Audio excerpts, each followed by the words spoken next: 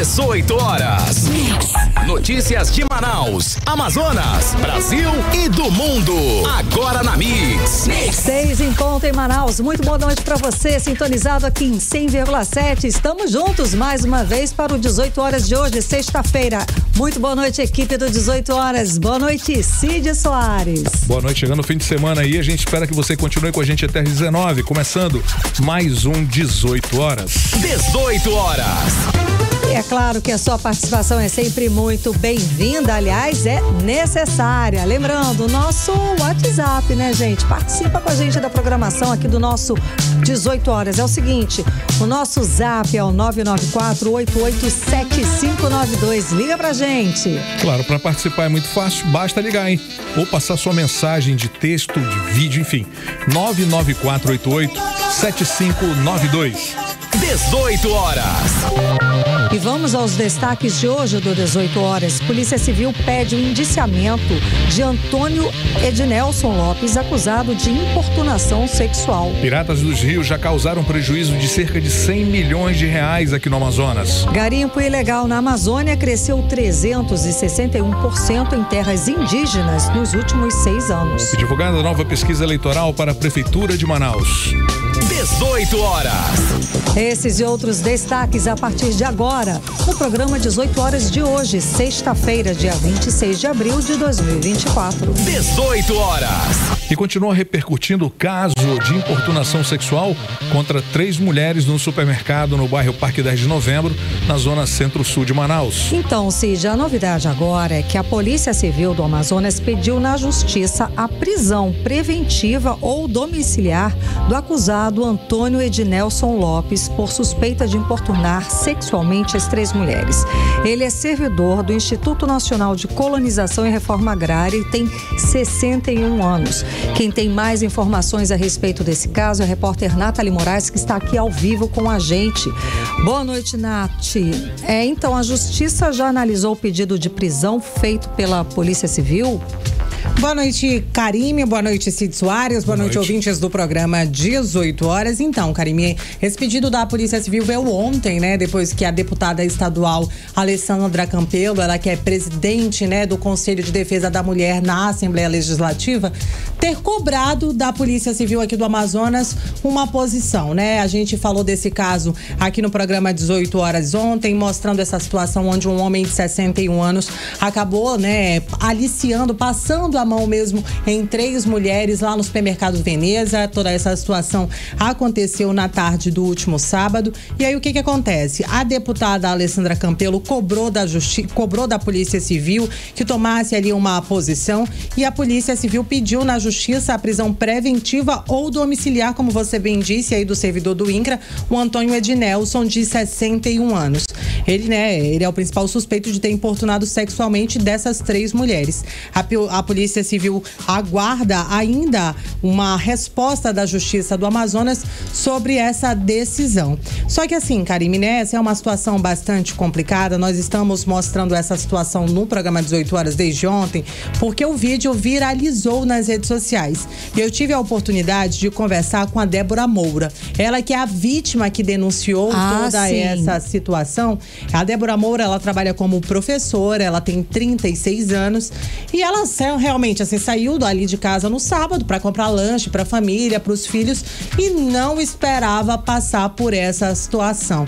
E ela teve, né, as nádegas apalpadas por esse senhor, por esse homem aí de 61 anos. A Débora contou pra gente que ela estava na lanchonete do mercado quando ela foi surpreendida por ele, e ela não se intimidou, Karime. É muito importante a gente falar essa situação, né? Ele logo em seguida começou a proferir várias palavras, xingando, falando sobre o peso da mulher, dizendo que jamais se interessaria por uma mulher com aquela aparência. Começou a tentar ofendê-la e diminuir ela como mulher, mas em momento algum ela se intimidou e ela realmente partiu pra cima, e ela contou um pouquinho pra gente aí como foi toda essa situação. A gente vai ouvir agora a fala da Débora Moura, ela que foi vítima de importunação sexual dentro de um supermercado no último sábado aqui em Manaus. Vamos conferir. Eu passei por um tempo razoável de constrangimento, né? Aconteceu na região da lanchonete, e aí eu fui agredida verbalmente, né?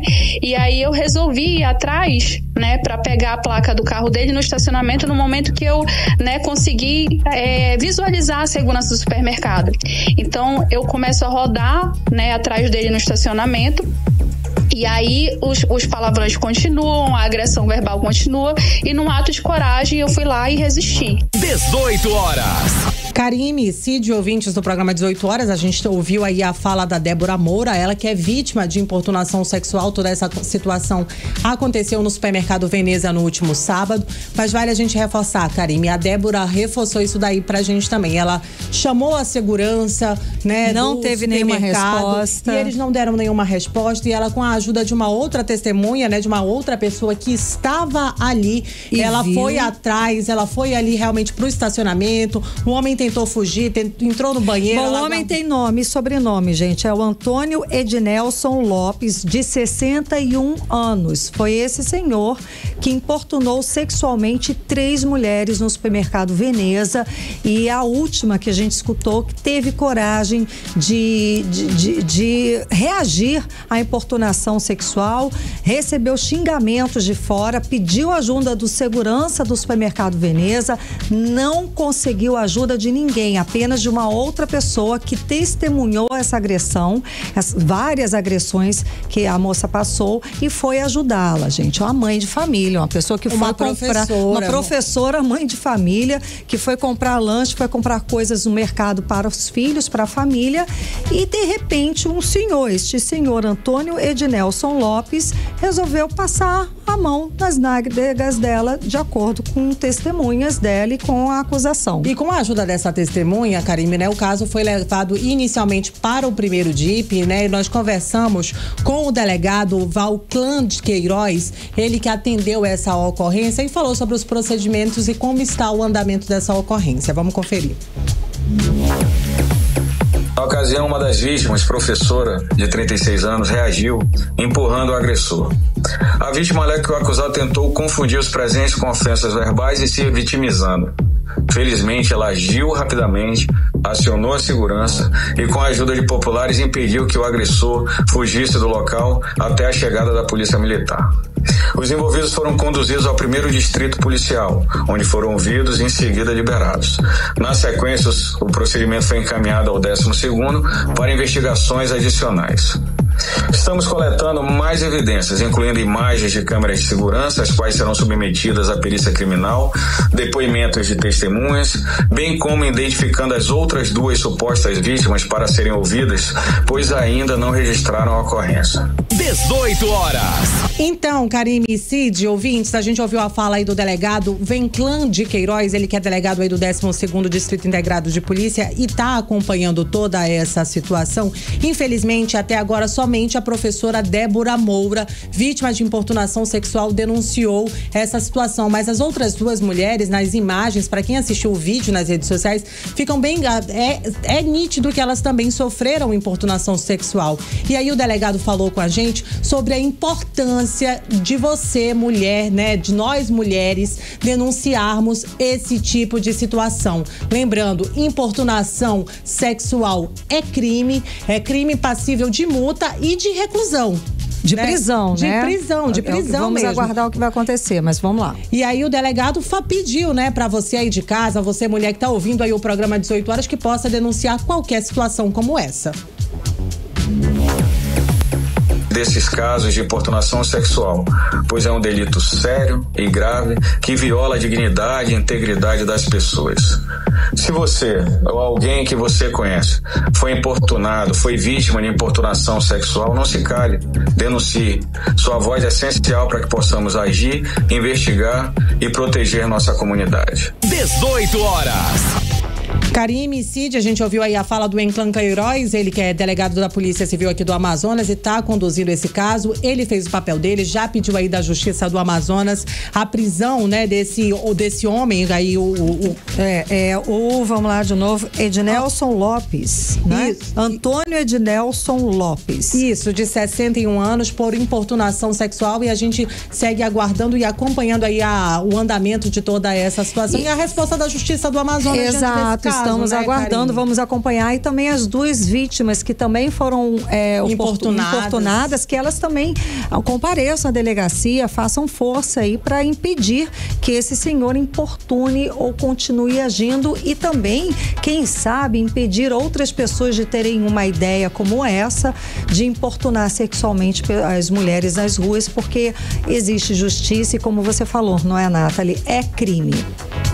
Passível de prisão, inclusive. Exato. Boa noite. Obrigada pelas informações, Nathalie Moraes. 18 horas. O garimpo legal na Amazônia cresceu 361% em terras indígenas de 2016 até 2022, cerca de 241 mil hectares, uma área equivalente a 2 vezes a cidade de Belém, capital do Pará. É o tamanho das ocupações feitas por garimpos na Amazônia brasileira. E desse total, gente, 25 mil hectares são áreas de 17 terras indígenas. Os dados foram revelados nesta sexta-feira por um estudo do Instituto de Pesquisas Ambiental da Amazônia, o IPAM. A pesquisa analisou a atividade mineradora na região ao longo de 37 anos entre 1985 e 2022. O maior impacto observado ocorreu de 2016 e 2022, exatamente nas terras indígenas, onde o garimpo cresceu 361%. A maior parte das atividades mineradoras, 78%, que afeta os povos originários da Amazônia, começou neste período. Ou seja, em 6 anos, enquanto o garimpo avançou 12 vezes em extensão aqui na Amazônia, nas terras indígenas, as áreas invadidas cresceram 16 vezes. 18 horas. Vamos falar agora de Festival de Parintins. É que o festival deste ano pode ter o maior público dos últimos 20 anos. Tudo graças à repercussão que o festival teve em rede nacional por conta da participação da Cunha Poranga, do Garantida Isabelle Nogueira, no programa Big Brother Brasil. Pois é, só que esse sucesso todo também está refletindo diretamente nos preços das passagens aéreas. Pra gente ter uma ideia, cada trecho custa em média R$3.000, como explica a repórter Nathalie Moraes. A estudante Lúcia Fernandes está planejando a viagem. O desejo dela é participar dos 3 dias do Festival Folclórico de Parintins, mas o preço do bilhete de avião fez a estudante mudar os planos. Fui procurar passagens e achei um absurdo, tá? R$1.500, R$2.000 só a passagem de ida na sexta. Então, a passagem melhor que eu consegui foi no sábado, final da primeira noite, de madrugada. Independente do Festival de Parintins, o Amazonas está entre os estados brasileiros com o preço mais caro da passagem aérea. Por conta disso, os deputados estaduais criticaram os valores abusivos e cobraram fiscalização da Agência Nacional de Aviação Civil. Um deles foi o deputado estadual Adjunto Afonso, que compõe o Parlamento Amazônico. Ele foi até a sede da ANAC, em Brasília, e disse que é preciso corrigir o isolamento causado pelo cancelamento de voos na região amazônica. Nós já temos poucas linhas aqui e essas poucas linhas que temos são canceladas, um mal de respeito ao consumidor. Você compra uma passagem, se tem o caso de Lábrea, que é feito pela Azul com Caravan, você compra a passagem certo de que naquele dia vai embarcar, quando você chega lá, sem nenhum aviso prévio, o voo foi cancelado. Isso é uma das coisas. Uma outra coisa é aumentar essas linhas, né? Nós somos o maior estado da federação, dividido em apenas 61 municípios, 62 com a capital. Você precisa ter linhas regulares. Em fevereiro deste ano, o Ministério Público do Estado anunciou que formou uma comissão para acompanhar a venda de passagens aéreas aqui no Amazonas. O Ministério Público Estadual disse ainda que vai intensificar intensificar os trabalhos com a proximidade do Festival Folclórico de Parintins. Lembrando que faltam 61 dias para o festival e o objetivo do Ministério Público é evitar danos aos consumidores com a prática da venda casada. Mas além do preço das passagens, o valor do aluguel de casas, quartos e apartamentos mais que dobraram na ilha Tupinambarana, com valores que podem chegar até a R$20 mil, e a maioria dos imóveis já não estão mais disponíveis. E uma outra polêmica envolvendo o Festival Folclórico de Parintins é o regulamento que foi divulgado nesta quinta-feira. Uma mudança no item chamou a atenção, já que ficaram proibidas as provocações verbais e xingamentos de um boi para o outro, pelo apresentador ou pelo amo do boi. A mudança do regulamento foi assinada pelos presidentes Fred Góes, do Garantido, e Rocia Moedo, do Caprichoso.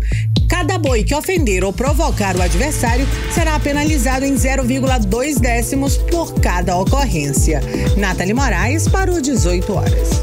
Você está ouvindo 18 horas. Agora em Manaus, 6h15. Vamos de política local, dos bastidores da política local, gente, que é o seguinte: hoje ficou bem agitado, inclusive todo o clima aí da política, com a divulgação de mais uma pesquisa eleitoral para a Prefeitura de Manaus. A pesquisa é do Instituto Atlas Intel e foi divulgada pela rede CNN Brasil. Cíntia Blink tem mais informações a respeito desses números. Cíntia, boa noite, Cíntia, tudo bem? Alô, você escuta a gente, Cíntia? Boa noite, Karine. Ah, boa noite. Cíntia, Cíntia, esses números, tá escutando? Vambora, né? Vambora. Então, é fogo no parquinho hoje, né? Porque essa pesquisa mudou tudo, deve ter campanha sendo repensada, não é? Boa noite, Karine. Boa noite, Cid, todo mundo que está com a gente na 100.7. É isso aí. Vamos ver aqui os números que nós encontramos na pesquisa. Nós temos... eles estão mais próximos. Olha só, por exemplo, a Momandel está com 21,1% das intenções de voto. Enquanto isso, Davi Almeida está com 20,7%. A gente pode falar aqui de empate técnico porque a gente está trabalhando com uma margem de erro de 3%. Mas olha a proximidade que está Amon e Davi. São realmente depois da vírgula ali que está mudando, sabe? Aí depois vem Capitão Alberto Neto com 17,8%, que teve um crescimento muito grande também. Ele, tem gente que está considerando ele como empatado aí com Davi Almeida e Amon Mandel. Eu acho que eles estão mais próximos. Pode falar até de um empate, mas enfim, tá ficando mais acirrado, sabe? Depois vem Roberto Cidade com 15%, também cresceu muito, e Marcelo Ramos com 13,1%, que também é bastante, mas ele já não está tanto nesse ranking aqui do primeiríssimo lugar, né? Que antes a gente estava vendo uma briga mais entre Amon e Davi Almeida. Agora a coisa está ficando não tão distante de Amon e Davi. A gente está vendo o Capitão Alberto Neto crescendo, o Roberto Cidade crescendo, a coisa já não está mais tão polarizada. Essa pesquisa faz a gente pensar se essa eleição vai ser da Amon contra Davi mesmo, ou se vão ter outros nomes aí dando trabalho. E aparentemente, por essa pesquisa, está tendo uma proximidade entre eles estão se aproximando. Então isso faz sim com que as pessoas repensem em suas campanha e deu um gás maior para Roberto Cidade, para Alberto Neto, e uma preocupação para quem está na liderança, né? Para Amon Mandel e para Davi Almeida, que já não tem esse segundo turno tão Alô? Cíntia, nós estamos conversando por telefone com a nossa comentarista política, Cíntia Blink. Estamos por telefone e de repente está falhando um pouco. Então, estamos analisando a pesquisa para a Prefeitura de Manaus da CNN. Então, parece que há esse empate, essa empate técnico entre o Amon, primeiro lugar que apareceu na pesquisa, e o prefeito, o Davi Almeida. Davi Almeida. Sim. E aí nós tivemos, não sei até onde me ouviram? Sim, segue daí, porque Aí você falou que esse resultado podem repensar sim as campanhas, que de repente mexeu muito, porque há um segundo turno muito visível, de acordo com essa pesquisa, né? O Amon e o Davi Almeida, entre os dois. A gente tinha um segundo turno muito claro entre Amon e Davi Almeida, mas essa pesquisa, ela traz um ânimo para Roberto Cidade, para Alberto Neto, até para Marcelo Ramos, que conseguiram ter um crescimento grande. Então está tendo uma proximidade. Essa briga Amon-Davi Almeida, ela já não está tão clara se vai ser Amon contra Davi no segundo turno. Esse segundo turno está ficando mais disputado, digamos assim, porque estão se aproximando desses dois que lideram aí essas pesquisas eleitorais. Teve um aumento muito grande aí do Alberto Neto e do Roberto Cidade. Então eles estão cada vez mais próximos de dar um bom trabalho. E o segundo turno não tem nada garantido. Não teremos. É possível que a gente tenha aí um Amon versus Davi tão óbvio, né? Pode ser que outros nomes apareçam. Certo. Blink, a pesquisa diz como os católicos e evangélicos estão divididos entre esses candidatos e para complementar essa pergunta, mexeu muito com aqueles indecisos já essa parte da pesquisa ou não? Olha, aqui, essa pesquisa ela foi feita via internet, não foi presencial. O número de não sei, de branco e nulo ficou baixíssimo, viu? Tanto na estimulada quanto nessa das religiões. Está batendo ali no máximo 4%, 3,6% não sei, 1,9% nulo e branco, sabe? São números baixos. Uhum. Quanto aos católicos, nós temos Davi Almeida na frente, mas na frente muito próximo. Davi Almeida está com 28,3% e a Mamandel com 28,1%. Então a gente está falando de um empate total, né? Depois vem Marcelo Ramos, ainda falando desse público católico, com 16,1%.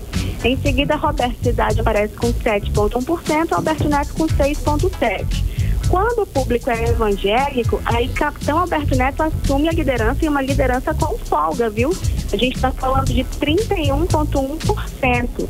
O segundo lugar é Roberto Cidade com 20,4%. Davi Almeida vem aparecer em terceiro com 19,7%. Depois vem o Wilker Barreto com 10,8%, Amon Mandel com 10,5% e Marcelo Ramos com 2,6%. Então, é completamente diferente o cenário entre católicos e evangélicos. Outras religiões, Marcelo Ramos aparece na frente com 35,6%, Amon Mandel com 33,5%, Roberto Cidade vem depois com 18,5%, e o Wilker Barreto com 5,8%, Davi Almeida aparece depois com 3,8%. Depois eles ainda fizeram a pesquisa com agnósticos, né? Aqueles que não têm religião. E a Mamandel fica na frente com 28,6%. Davi Almeida aparece em segundo com 24,2%. Depois vem Marcelo Ramos com 22,3%. O Wilker Barreto com 9,8%, o Capitão Alberto Neto com 0,6%. Então foi uma pesquisa bem diferente, digamos assim, que são números nunca vistos antes. Karine, Cid. Bom, falar em Marcelo Ramos, que pontuou nessa pesquisa, parece que o PT finalmente vai indicá-lo como pré-candidato à Prefeitura de Manaus e o lançamento vai ser amanhã, Cíntia? É isso aí, eu falei para vocês que na sexta-feira a gente ia ter algo definido sobre isso, que era questão de tempo para Marcelo Ramos ter o cargo assim de pré-candidato definido, né? A gente chegou a ver a Anny Moura dizendo que estava denunciando, né, por ser preterida e até sofrer violência de gênero. Mas teve uma reunião em Brasília, tanto a Anny quanto o Marcelo conversaram com o presidente Lula, que é presidente do Brasil, e com a presidente Gleice Hoffmann, que é presidente da sigla, presidente do PT no Brasil. E aí, depois disso, Marcelo Ramos assumiu mesmo como pré-candidato pelo PT e ainda tem que vencer o Heron Bezerra, mas isso também é questão de tempo. Porque vamos lembrar que o PT está numa federação, que é PT, PV e PCdoB. Mas amanhã já vai ser aí o lançamento da pré-candidatura de Marcelo Ramos no PT, e isso está apaziguado. Anny Moura virá como candidata vereadora, e uma candidata forte para conseguir uma cadeira ali, viu? Aliás, tanto ela quanto o Zé Ricardo são pessoas que consigam a tal cadeira, mas a gente sabe que quando o assunto é parlamento, bom número não é suficiente. Tem a ver com a sigla, né, com a federação que você está e tudo mais. Então a gente tem que, só no dia do resultado que a gente vai saber. Mas estão aí na disputa fortes candidatos para o PT, e o PT não costuma ter muito representante em parlamento. Ele só tem hoje, por exemplo, nos 41 vereadores, só um é do PT, e na Assembleia dos 24, só um é do PT. A gente está falando do traçado da Construção Civil e do Sinésio Campos. Karine, Cid. Tá ok, então, Cíntia, muitíssimo obrigada pelas informações. Bom fim de semana. 18 horas. Olha, os chamados Piratas dos Rios causaram prejuízo de cerca de 100 milhões de reais em assaltos nas hidrovias dos rios Amazonas e Solimões nos últimos 3 anos. E esse levantamento é do Instituto Combustível Legal, que é uma organização que fiscaliza ilegalidades em relação à comercialização de combustíveis em todo o país, como explica o repórter André Meirelles. O presidente do Instituto Combustível Legal, Emerson Capaz, explica que o principal alvo dos Piratas dos Rios foi o roubo de combustíveis em embarcações que transitavam pelos rios Amazonas e Solimões nos últimos 3 anos, e que os roubos têm ligação direta com o garimpo ilegal e o crime organizado na região. Os assaltos normalmente eram feitos com barcos piratas, que cercavam as embarcações antes de ter uma segurança mais fortalecida e atracavam e levavam ou nos seus próprios barcos ou levavam a barcaça toda. E o roubo de combustível na região era usado fortemente para garimpo, para o crime organizado. Provavelmente com esse combustível que eles faziam movimentação das máquinas e helicópteros na região para fazer o garimpo ilegal e inclusive mobilizar todo o pessoal do comando da região aí de crime organizado para poderem trabalhar. Sem combustível eles não poderiam trabalhar. Segundo os dados do Instituto Combustível Legal, organização que fiscaliza ilegalidade em relação à comercialização de combustíveis no país, é estimado que só em desvio da mercadoria, os piratas tenham roubado 47 milhões de reais no período de outubro de 2020 a dezembro de 2023, totalizando um prejuízo de 100 milhões de reais nas atividades com transporte de cargas. Diante dos altos números de assaltos nos rios do Amazonas, o Instituto organizou ações diretas com as secretarias de segurança da região norte para tentar diminuir esses números. Emerson Capaz explica que a principal consequência desses assaltos foi para o setor de energia, que se viu obrigado a investir em mais segurança. Era, por exemplo, para a questão da energia elétrica, porque são combustíveis usados em termoelétricas, o diesel usado em termoelétricas, e para as empresas que transportavam essas barcaças, acabou sendo necessário segurança armada, mudança no frete, custo do frete aumentou, mas nós conseguimos derrubar. Nos últimos 8 meses não teve nenhum tipo de assalto a embarcações, isso foi uma vitória importante. Os dados do Instituto apontam ainda que quase 600 mil litros de diesel foram roubados somente no ano passado. No total, mais de 4 milhões de litros de combustível foram roubados na região em 2022 e 2023. André Meirelles para o 18 horas. Você está ouvindo 18 horas. E o Ministério da Educação anunciou hoje que prorrogou até o dia 17 de maio o prazo para convocações da lista de espera do Fundo de Financiamento ao Estudante do Ensino Superior, o FIES, do primeiro semestre de 2024. A decisão foi anunciada depois de várias reclamações de estudantes que alegam que erros do Ministério da Educação no processo seletivo estão atrapalhando a convocação de novos alunos na lista de espera. 18 horas. Agora 6 horas e 28 minutos em Manaus, e daqui a pouco, no 18 horas, em Manaus, 2 crianças morreram vítimas de violência doméstica esta semana. É o nosso assunto em instantes. 18 horas. Bom, agora vamos conferir a previsão do tempo para este fim de semana com Karine Leão. Previsão do tempo. Segundo informações do Climatempo, para este sábado, a previsão é de sol com algumas nuvens. Deve chover rápido durante o dia e a noite. A mínima prevista é 24 graus. A máxima pode chegar a 31 graus. As chances de chuva são de 56%. A umidade relativa do ar fica entre 73% e 98%. E no domingo, também a previsão é de sol e aumento de nuvens de manhã com pancadas de chuva à tarde. À noite, o tempo fica aberto. As chances de chuva são de 32%. Mínima prevista de 25% e a máxima pode chegar a 32 graus. 18 horas. E o Rio Negro subiu mais 6 centímetros de ontem para hoje, elevando o nível das águas no Porto de Manaus para 25 metros e 17 centímetros acima do nível do mar. 18 horas. Essa semana, 2 crianças foram mortas por violência doméstica praticada pelos próprios pais aqui em Manaus. Uma criança de 4 anos e outro, um bebê, de quase 2 meses. Crimes hediondos, Cid. A gente sabe que, infelizmente, a violência doméstica contra crianças tem crescido demais e a gente acompanha as notícias em todo o Brasil. Das crianças vítimas de espancamento, tortura, que levam à morte. São vítimas justamente das pessoas que deveriam proteger e cuidar delas. Infelizmente, na maioria das vezes, os casos não chegam nem a ser denunciados. Um dado do Disque 100 revelou com essa situação preocupante no país, né? O canal do Ministério dos Direitos Humanos e Cidadania registrou um aumento de 24% no número de denúncias de violações contra crianças e adolescentes no Brasil em 2024. A repórter Nathalie Moraes tem os detalhes sobre as mortes dessas crianças. Nathalie. Em 3 dias, 2 crianças morreram vítimas de agressão praticadas por quem teria o papel de protegê-las. Na última segunda-feira, um bebê de apenas 1 mês e 28 dias deu entrada na UPA Campos Sales, na zona oeste de Manaus, já sem vida e com hematomas em várias partes do corpo. O laudo do Instituto Médico Legal mostrou que o bebê morreu por edema cerebral e traumatismo craniano. Os principais suspeitos são os pais da criança.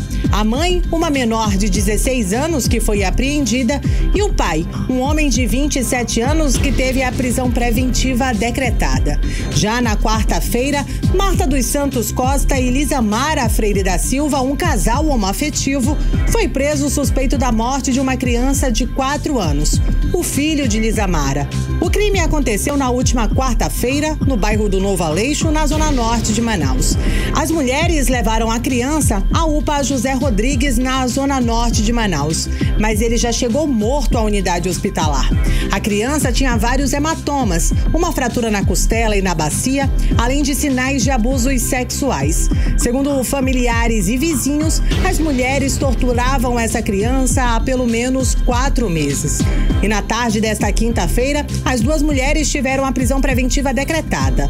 Lembrando que o Estatuto da Criança e do Adolescente preza que toda e qualquer criança tenha seu direito preservado e garantido por todos. E qualquer pessoa pode denunciar qualquer situação contra crianças e adolescentes, como explica o conselheiro tutelar Jefferson Chagas. O Estatuto da Criança e do Adolescente ele vai estabelecer que é dever de todos zelar pelo direito da criança e do adolescente, pondo-as salvo de qualquer tratamento cruel, degradante, humilhante, vexatório, né? Então, assim, o caminho é um caminho que a Prefeitura de Manaus, ela tem uma abertura muito grande nesse sentido da violação do direito. Tem um disque de denúncia municipal que o número é o 0800 092 6644 e em Manaus são 10 conselhos tutelares espalhados por toda a cidade, com 50 conselheiros. Então, se você sabe que sua criança apresenta um comportamento estranho, que foi violado algum direito, é interessante, você deve, porque é um dever, é uma obrigação nossa, né, fazer esse tipo de denúncia para que o direito da criança ele seja preservado. Um dado do Disque 100 revelou como essa situação ainda é preocupante em todo o Brasil. O canal do Ministério dos Direitos Humanos e Cidadania registrou um aumento de 24% no número de denúncias de violações contra as crianças e adolescentes em todo o Brasil só em 2024. Em 2023, foram 97.341 denúncias de violência contra crianças e adolescentes aqui no Brasil. Nathalie Moraes para o 18 horas. Você está ouvindo 18 horas. Agora 6h34 em Manaus, de uma pesquisa feita nos quintais de casas do Amazonas e Roraima, busca desvendar o passado das florestas locais. Isso tudo porque, gente, os estudiosos querem reunir informações sobre a presença humana na floresta nos últimos 10 mil anos. Vamos acompanhar mais detalhes a respeito do assunto agora com o Felipe Távora.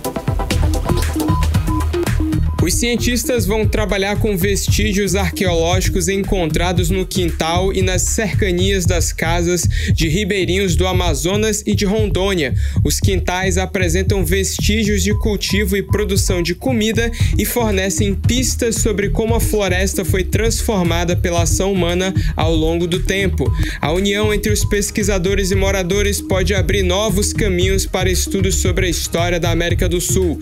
Dentre os municípios do Amazonas, Parintins divide espaço com vestígios importantes para os estudiosos.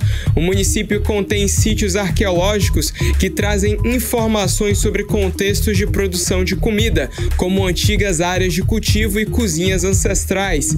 As chamadas TPA, as terras pretas de índio, possuem solos impregnados de informações úteis aos pesquisadores, como carvões de fogueira, sementes queimadas, partes de ossadas de animais, esqueletos humanos, panelas, pratos, potes, vasos, entre outras. Parintins possui 44 sítios arqueológicos catalogados na base de dados do Cadastro Nacional do Instituto do Patrimônio Histórico e Artístico Nacional. Na região, há cerâmicas que remontam aos estilos Pocó, Majoária, Globular e Conduri. O historiador Robério Braga, ex-secretário de Cultura do Amazonas, afirmou à equipe de reportagem que o resgate da cultura das populações originárias do estado é complexo e exige tempo e isenção. Robério Braga declarou também que há necessidade de estudar outros povos que fizeram parte do surgimento do país. Mas devemos também estar preocupados com as populações africanas, as escravizadas, os negros que foram transportados à força da costa da África para o Brasil, por Portugal, em mais de 6 milhões deles transportados somente por Portugal. Muitos deles depositados na região amazônica e uma menor quantidade no Amazonas. Mas todos com uma grande contribuição à cultura, à arte, à culinária, de um modo geral, ao desenvolvimento da região. Felipe Távora para o 18 horas. Você está ouvindo 18 horas. Vamos seguir agora para Brasília. Vamos conversar com o nosso correspondente, jornalista Carlos Eduardo Matos. Cadu, bom te ver. Seja bem-vindo, Cadu. Boa noite. Então, Cadu, o Supremo Tribunal Federal ele acolheu um pedido do governo Lula e, com isso, trocando em miúdos, as empresas vão pagar mais impostos sobre a folha dos funcionários. Cadu, boa noite. Explica essa matemática pra gente. É mais política do que matemática, olha, viu, Karime? Confusão à vista no débito e no crédito, viu? Eita. Boa noite pra você, minha querida. Boa noite, Cid Soares. Boa noite, querido. Boa noite, ouvintes do programa 18 horas.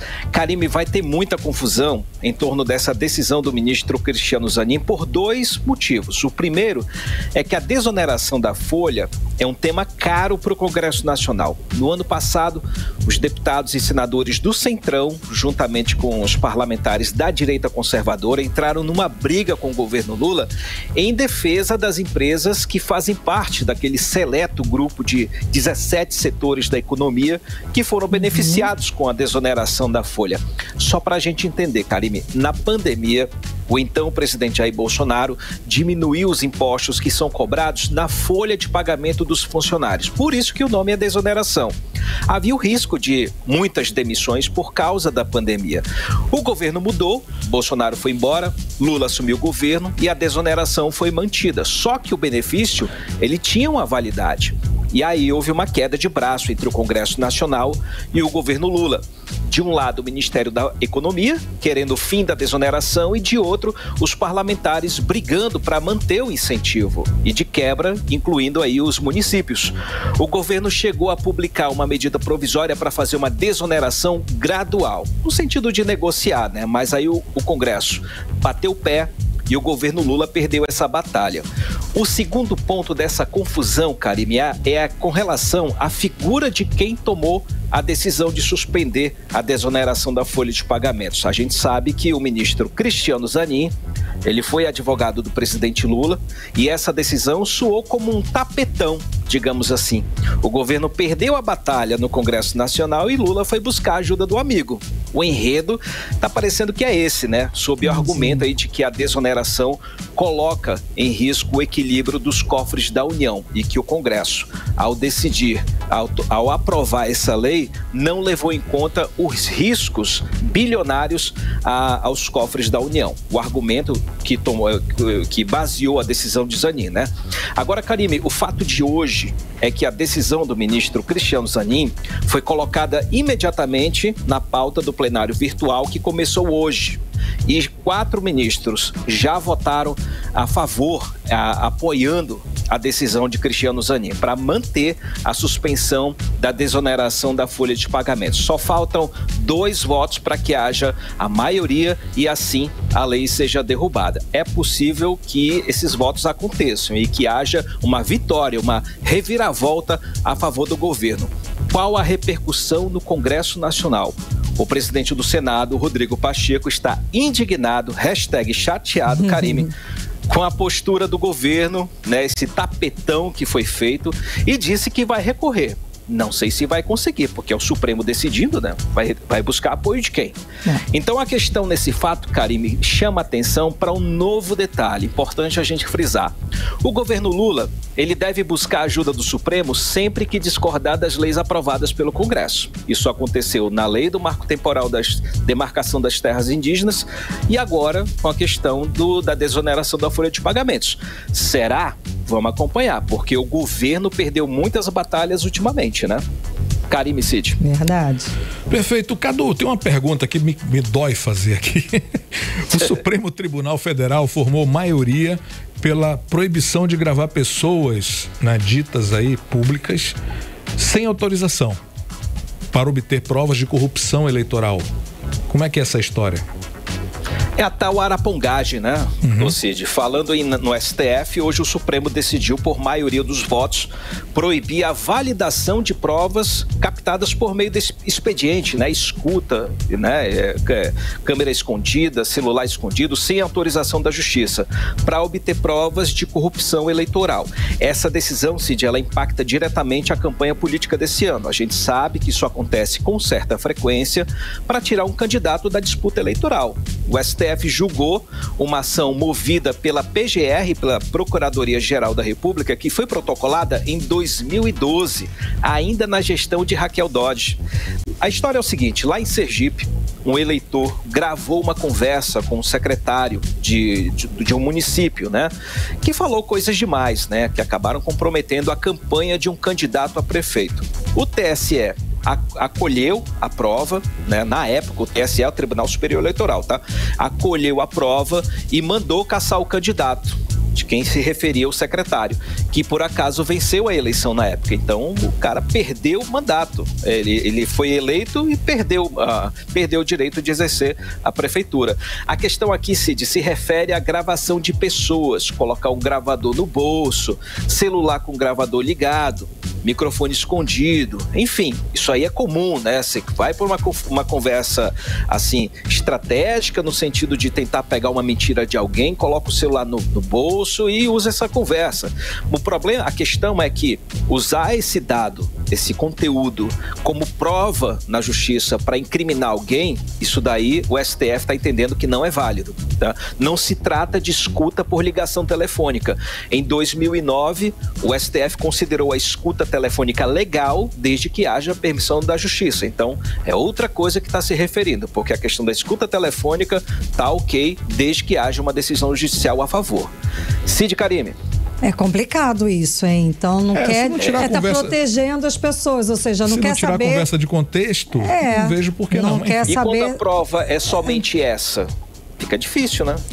Mas, meu irmão, não dá pra te discutir nesse nível, nesse plano aqui, não dá, hein? Tá complicado, né? Tá protegendo cada vez mais. Bom, traz pra gente as outras rapidinhas do dia, Cadu. Há controvérsias aí essa história, né? Eu concordo com você. Se embaralha o jogo, né? Muito. Vamos de rapidinha, Vamos de rapidinho. Eu só tenho uma rapidinha pra gente, viu? É a regulamentação da reforma tributária, vamos falar sobre ela, um assunto que vai render nos próximos dias aí. Hoje, o presidente da Câmara, Arthur Lira, ele disse que vai criar grupos de trabalho para analisar a proposta de regulamentação da reforma que foi encaminhada pelo governo Lula, né? O texto é muito extenso, tem 500 páginas e aborda vários temas. E esse é o primeiro texto, tá? Tá chegando o outro que vai chegar em maio.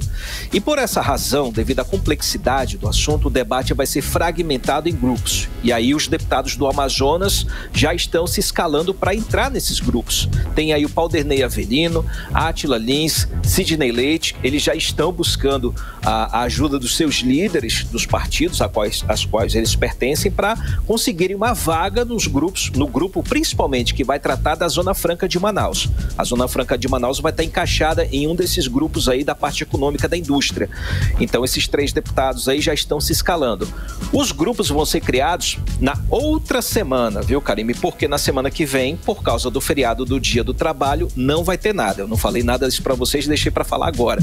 Semana que vem não vai ter nada, viu, gente? Por causa do Dia do Trabalho. Vai ser uma quarta-feira, então segunda e terça achávamos que ia ter alguma coisa, que o presidente Arthur Lira, ele ia encaixar 2 dias de votação, não encaixou nada. Então ele criou mais um recesso branco no feriado do trabalho, tá bom? Eis o nosso parlamento. E a ideia... Fecha parênteses, tá? E aí a ideia da questão da regulamentação é votar o texto em julho, antes do recesso de meio de ano, pelo menos, né? Um pouco de moralidade nessa questão impressa, né? Interesse público. Volto com vocês, Karime e Cid. Nossa, dava pra gente passar 2 horas comentando só sobre esses 2 últimos assuntos, 8 né? minutos, mas olha. Vambora. Puxado. Ok, Cadu, obrigada. Bom fim de semana, Cadu. Bom fim de semana. Valeu, galera. Tchau, tchau. Sextou.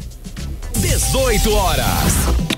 Bom, agora uma boa notícia aqui no Amazonas é que a regulamentação da reforma tributária mantém incentivos à Zona Franca de Manaus. Então, o texto da lei complementar foi entregue ao Congresso Nacional e ainda não foi divulgado oficialmente. Vamos aos detalhes agora com Felipe Távora. O projeto de lei complementar mantém mecanismos que hoje garantem diferencial competitivo à Zona Franca de Manaus e para as áreas de livre comércio. O industriário especialista em projetos industriais e no modelo Zona Franca de Manaus, Saulo Maciel, afirmou que o texto de fato preserva o caráter competitivo da Zona Franca, mas tem pontos que precisam de ajuste. Um exemplo deles é o da venda dos bens intermediários para fora da Zona Franca. Isso traduz num trabalho mais intenso que a bancada do Amazonas vai ter para fazer esses ajustes durante a votação dessas regulamentações, né?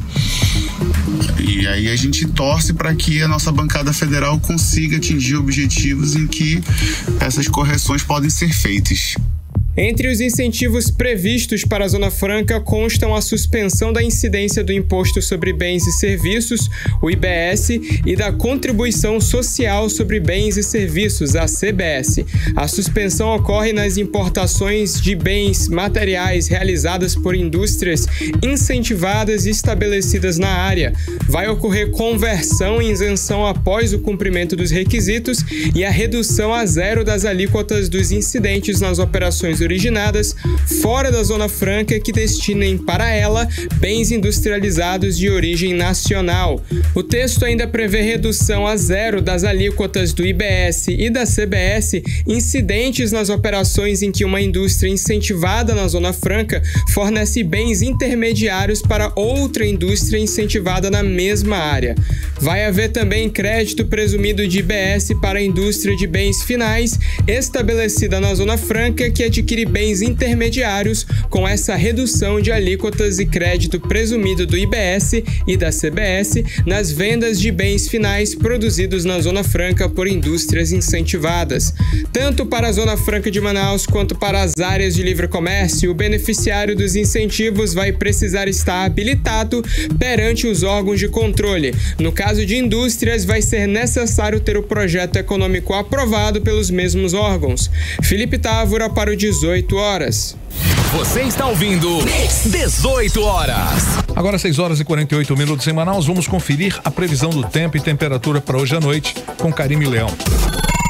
Previsão do tempo. Segundo informações do Climatempo, a previsão é de pancadas de chuva durante a noite e a madrugada. A mínima prevista pode chegar a 24 graus. As chances de chuva são de 59%. A umidade relativa do ar continua circulando entre 71% e 98%. 18 horas. E o Ministério Público do Amazonas instaura inquérito para apurar se a pintura das pedras portuguesas na orla da Ponta Negra para a criação de uma ciclovia causou prejuízos aos cofres públicos.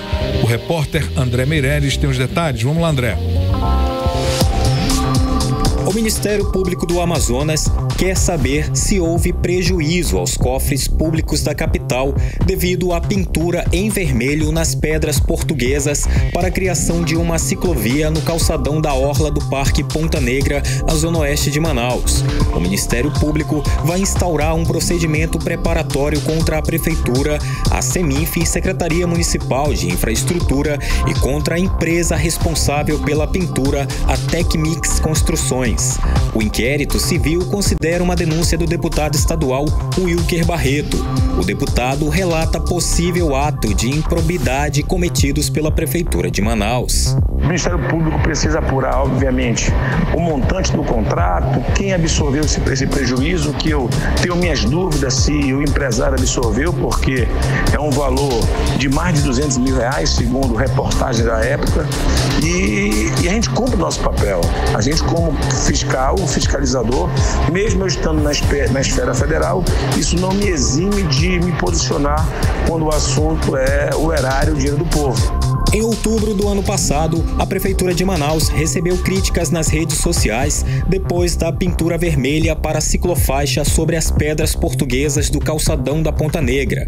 Em nota, a Prefeitura informou que a pintura foi feita pela Seminf como parte de uma ciclovia que ainda estava em construção.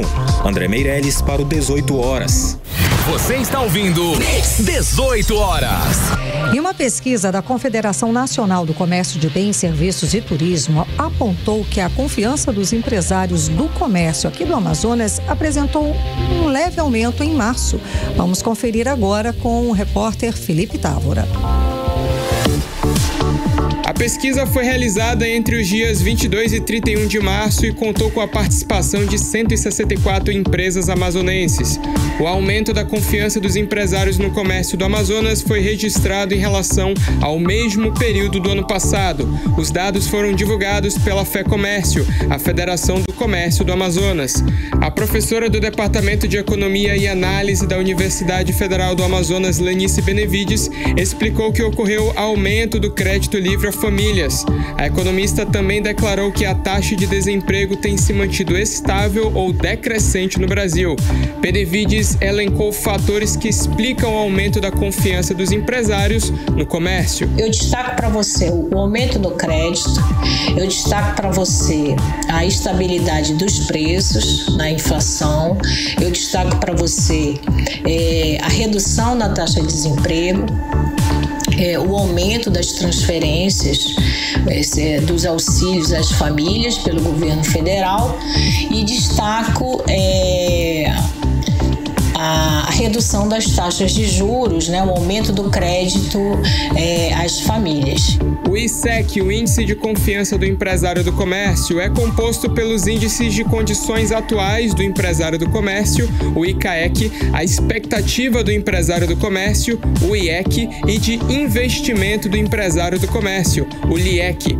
Lenice Benevides lembrou que o aumento da confiança dos empresários no comércio também pode estar relacionado à aproximação do Dia das Mães, que ocorre em 12 de maio. Possivelmente, a intenção de compra das pessoas deve estar muito alta, porque as pessoas estão mais animadas esse ano. E por que elas estão mais animadas?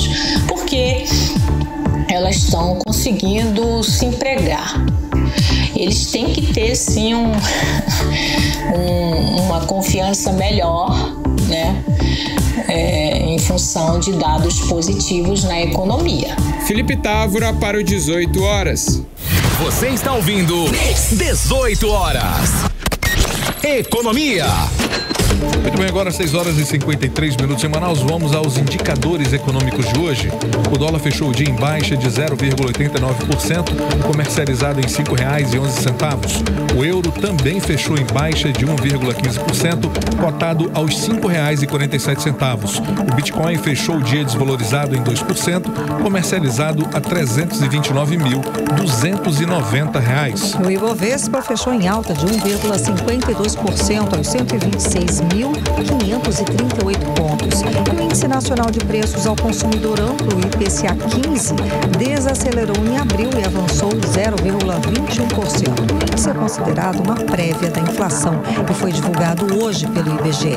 O resultado ficou abaixo das expectativas do mercado. 18 horas.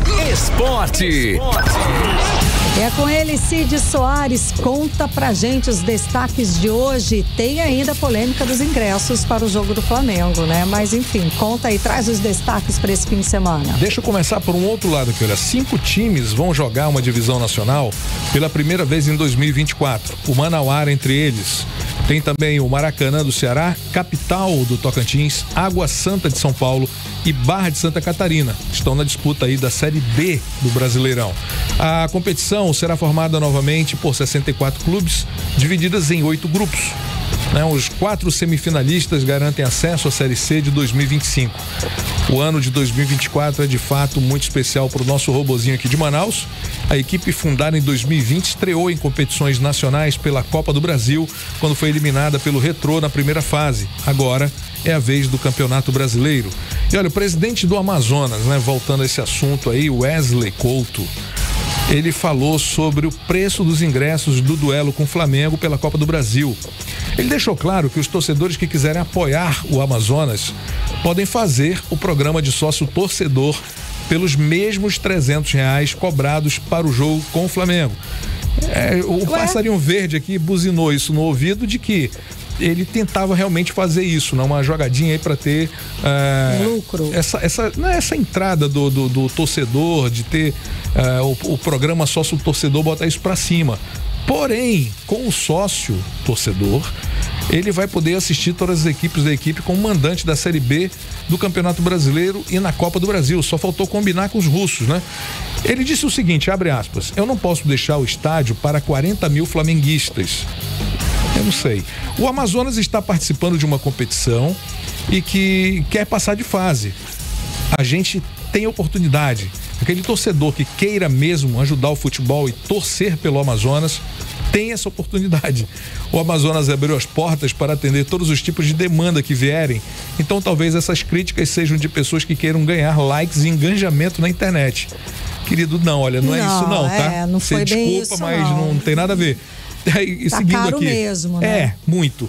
Mas nós estamos aqui para explicar e esclarecer o que possa acontecer daqui para frente no futebol amazonense. A gente pede desculpas por esse mal entendido. Não sei se é mal entendido, mas de fato aquele torcedor que não queira apoiar o Amazonas tem que pagar outro preço. Eita. Ele quer obrigar as pessoas que não querem apoiar o Amazonas a pagar um outro preço. Bom, é uma competição de importância, segundo ele, e o Amazonas é um clube de futebol, não é uma empresa de eventos. E a gente sabe disso, tá, querido? Só para você saber, nós sabemos disso.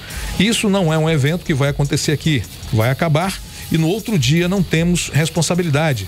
Eu creio que não está tendo desde agora. Jamais vou pensar no recurso financeiro. É tudo consequência do trabalho do Amazonas. Não concordo, me desculpe. A nota ficou meio também, não dá para entender direito o que ele queria. Sem pé nem cabeça. Ele quer dizer que nós temos que pagar um preço, claro, se não quisermos apoiar o Amazonas. Meu irmão, isso tem que ser livre. Cadê a liberdade do negócio? Mas, enfim, não dá para explicar isso na rádio. Muito errado, também, verdade. Vamos lá. E olha... Vamos puxar o fôlego, Ontem o Palestino venceu os Milionários pela Conmebol Libertadores e exatamente o Palestino vai enfrentar o Flamengo no próximo dia 7 de maio no Estádio Municipal Francisco Sánchez Rumoroso, lá no Chile. Eu não tenho expectativa muito grande para esse jogo, mas eu prefiro pensar que o Flamengo vai passar por cima como ganhou da última vez. É isso aí. Contra o Palestino. É o que tínhamos para hoje. 18 horas. Muito bem, agora faltando 2 minutinhos para as 7, partimos direto para o nosso editorial 18 horas. Editorial 18 horas. Os últimos números sobre a pobreza e a insegurança alimentar no Amazonas são preocupantes. Revelam que as políticas sociais não têm sido suficientes para dar a celeridade esperada na melhoria da qualidade de vida das pessoas mais pobres. Fora o Bolsa Família, com resultados comprovados contra a miséria, outros programas têm demonstrado que são apenas populistas e eleitoreiros. Especificamente no Amazonas, a reforma tributária deveria ser um momento de avaliação dos resultados sociais da Zona Franca de Manaus. O modelo, que é um sucesso comprovado para a economia do Estado, poderia ganhar na reforma tributária uma exigência de contrapartida social. Um dispositivo legal para que a população possa cobrar resultados do modelo que tanto gera impostos para os governos.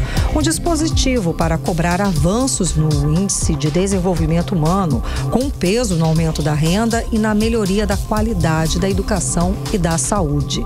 E quem sabe tornar mais difícil que tanta riqueza gerada pela Zona Franca desapareça nos ralos da falta de vontade política, do despreparo, da incompetência e da corrupção.